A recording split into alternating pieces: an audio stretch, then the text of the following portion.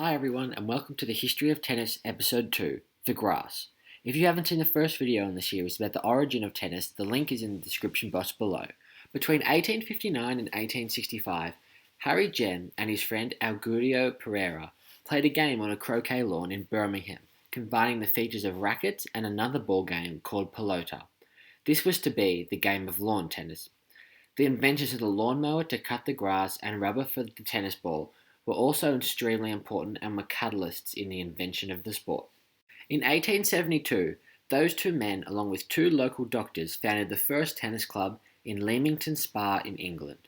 Then in 1873, the real development came with a British Army officer, Major Walter Clopton Winfield, invented a game which he called speristiki, Greek for ball playing, but later just to be called sticky.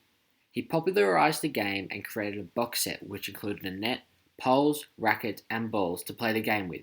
He invented the rules and spread his game around the world. By 1874, thousands of these had been created and the game was official.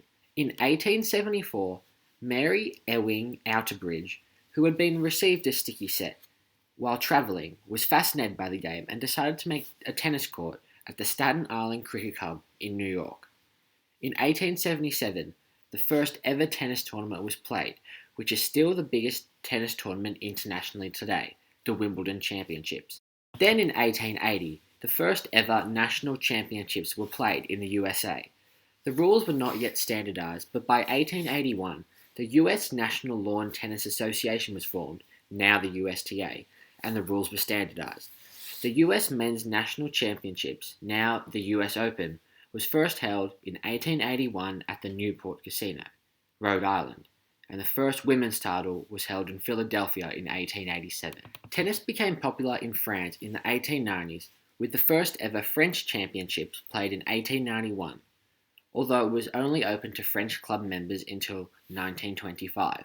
This was the formation of what is now the French Open, and the final Grand Slam, the Australian Open, traces all the way back to 1905. These four tournaments were the four most historic tournaments of the game and still are to this day, representing the four Grand Slams of the calendar year. But there is also one other major tournament each year that I haven't mentioned, and that is the Davis Cup. The Davis Cup is the annual competition where men's national teams face off against each other, and it dates all the way back to 1900, with the US winning its first ever edition. These five tournaments are the most historic and formed the beginning of what modern tennis is today. I hope you enjoyed the second episode in the series, The History of Tennis, and I hope you tune in for the next episode about the amateur era. Please like, share, and subscribe to my channel. Also, comment any suggestions that you have. My links for Instagram and Twitter are also in the description below. Thanks for watching.